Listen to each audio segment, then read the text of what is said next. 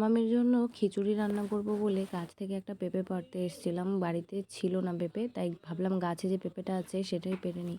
কিন্তু পেঁপেটা এত পরিমাণে বড়, কি বলবো, পাড়তে আমার এত অসুবিধা হচ্ছিল, তাই জন্য আমার শাশুড়ি মাও চলে এসেছিলো আমাকে সাহায্য করতে। যাই হোক, শাশুড়ি বৌমা দুজনে মিলে টানাটানি করে পেঁপেটাকে যেই পারলাম, এবার শুধু দেখো যে পেঁপেটা কতটা বড়, অন্তত 3 কেজি ওজন তো এর হবেই।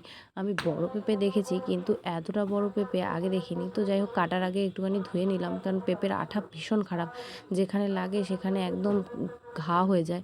তো যাই হোক, এদিকে পেঁপে আমার কাটা হয়ে গেছে, আর এদিকে দেখো খিচুড়ির জন্য অন্যান্য সবজিগুলো আমি কেটে নিচ্ছি। আর এই পাশে ভাত চাপানো রয়েছে।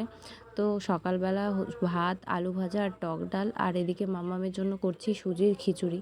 তো এদিকে আমার রান্নাবান্না প্রায় কমপ্লিট হয়ে গেছে, আর বাদবাকি দুপুরের রান্না পরে শাশুড়িমা করে নেবে। এখন অন্যান্য কাজও রয়েছে, সেগুলো করতে হবে। অনেক জামা কাপড় হয়েছে, সেগুলো কাচতে হবে বলে চলে এলাম তাড়াতাড়ি করে।